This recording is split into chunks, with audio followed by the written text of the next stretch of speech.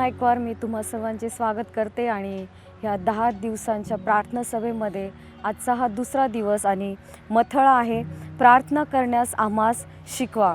Look याचा 11वा अध्याय आणि पहिल्या वचनामध्ये सांगतं की मग असे झाले की तो एका ठिकाणी प्रार्थना करत होता। ती त्याने समाप्त केल्यावर त्याच्या शिष्यातील एकाने त्याला म्हटले, प्रभूजी, प्रार्थना करण्यास आम्हाला शिकवा। आणि आज आपण ख्रिस्ती जीवनाचे सार्थ याकडे पाहूया।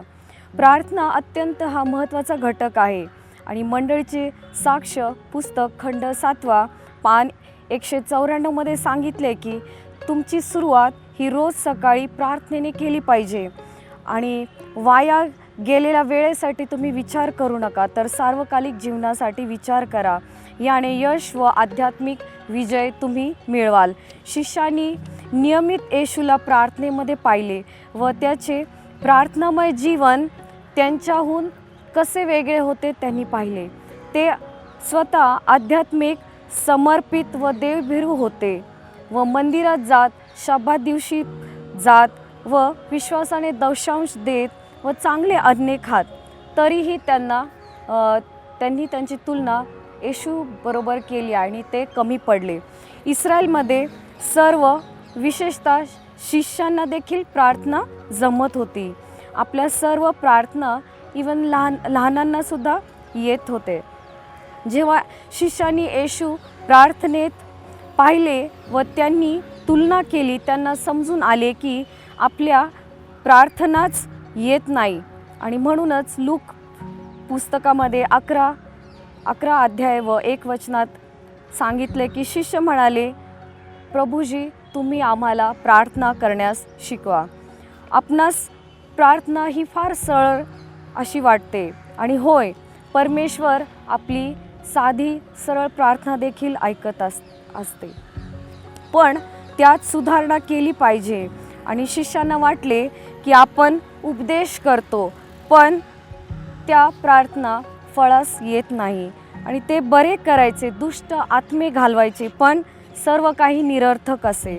येशूला त्यांनी विचारले असता येशूने सांगितले की प्रार्थना व उपवास हेच एक महत्त्वाचे ताकद आहे। आणि जेव्हा येशूचा हा साधारणतः मूळ उद्देश हाच होता की आपण आपल्या हुशारीने काहीही साधू शकत नाही, तर केवळ परमेश्वराद्वारेच आपण ते साधू शकतो। आणि इथे गंभीरपणे आपल्याला सांगण्यात येत आहे की आपण सदैव प्रार्थनेत असायला पाहिजे। आणि रोमकरास पत्र याचा 8वा अध्याय 26 वचन आपणास सांगते की पवित्र आत्मा आपल्या अशक्तपणामध्ये प्रार्थना करण्यास आपल्याला मध्यस्थी करीतो। प्रार्थना हा आत्म्याचा श्वास आहे व गुप्त आध्यात्मिक शक्ती आहे। प्रार्थना पुस्तकात एलन जी व्हाइट यांनी सांगितलेलं आहे की जर आपण प्रार्थनेकडे दुर्लक्ष केले तर आपण परमेश्वराला मुकाल। पान नंबर 12 आणि 13 यामध्ये सांगितलेलं आहे। आणि खरोखरच येशूचे हे जीवन म्हणजे प्रार्थनामय जीवन असे होत आणि येशूने कित्येक रात्री प्रार्थनामध्ये घालवले आहेत। आणि येशू हे आपल्याला उत्तम असं उदाहरण आहे की आपण आपली ख्रिस्तीमय जीवन कसं प्रार्थनेमध्ये घालवलं पाहिजे। आणि एवढंच नव्हे तर आपल्याला जे काही आनंद आहे आणि परमेश्वराबरोबरचं आपलं जे काही नातं आहे ते कसं असलं पाहिजे। आणि इथे परमेश्वराचे जे काही सेवकगण आहेत त्यांनीसुद्धा प्रार्थनेची गरज पाहिलेली आहे आणि प्रार्थना ही सातत्याने केली पाहिजे। आणि जेव्हा आपण जड अंतकरणाने जेव्हा प्रार्थना करतो आणि खरोखरच आपल्याला आपल्या प्रार्थनेचे उत्तर मिळाल्या वाचून राहत नाही। आणि येशूने प्रार्थनेवरतीच त्याचं जीवन केंद्रित केलेलं होतं आणि दिवसाची सुरुवात हे येशूने प्रार्थनेपासूनच केली होती। आणि मार्कच्या पुस्तकामध्ये सांगितल्याप्रमाणे की सूर्य उगवण्याच्या अगोदरच प्रार्थनेची सुरुवात आपण केली पाहिजे। आणि जेव्हा आपण प्रार्थना करतो ती इतरास न दाखवता आपण एकट्याने प्रार्थना ही केली पाहिजे। आणि येशूला प्रार्थना करण्यास ठराविक वेळ आणि योग्य जागा ही नेहमीच सापडत असे. आणि जेव्हा शिष्याने येशूला विचारले की गुरुजी तुम्ही आम्हाला प्रार्थना करण्यास शिकवा, तेव्हा येशूने त्यांना सांगितले नाही की प्रार्थना अशीच करायला पाहिजे, तर त्यांना सरळ साध्या सोपेमध्ये कसं प्रार्थना केली पाहिजे मत्तय याच्या 6व्या अध्यायात आपण पाहतो.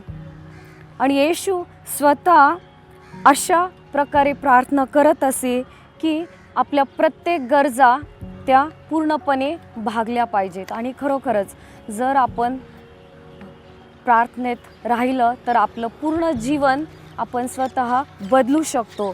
पण जर आपण प्रार्थना ही जर करत नाही किंवा प्रार्थनेकडे जर आपण दुर्लक्ष करतो, तेव्हा आपण स्वतः परमेश्वराला मुकतो. आणि ह्या प्रार्थनेमध्ये आपण आपलं अंतःकरण परमेश्वराजवळ मोकळे करतो. आणि तो प्रार्थना म्हणजे ही एक आपल्याशी आणि परमेश्वराची जोडण्याची एक महत्त्वपूर्ण संभाषण आहे.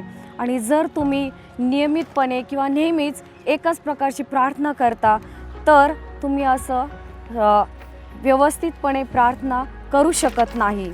आणि जेव्हा आपण प्रार्थना आणि परमेश्वराचं वचन जेव्हा एकत्रितपणे करतो, त्यावेळेस आपण प्रार्थनेद्वारे प्रभू संगती आपण नेहमी चालत असतो आणि प्रभूबरोबर आपण बोलतही असतो.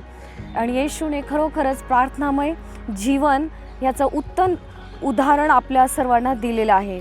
आणि सकाळी पहाटेच प्रार्थना करून आपल्या सर्वांना एक चांगलं उदाहरण दाखवलेलं आहे की कशा प्रकारे आपण आपली प्रार्थना केली पाहिजे आणि आपले संवाद परमेश्वराबरोबर कसे केले पाहिजेत. आणि आजही परमेश्वर तुम्हाला बोलवत आहे आणि आपण येशूला मध्यस्थी करून आपण प्रार्थना केली पाहिजे. आणि देवबाप तुम्हाला प्रार्थना करण्यास सहाय्य मदत करो, हीच यावेळेला प्रार्थना आहे. आणि आपण जसे आज उपस्थित आहात तसेच उद्याही आपण या ठिकाणी येऊया.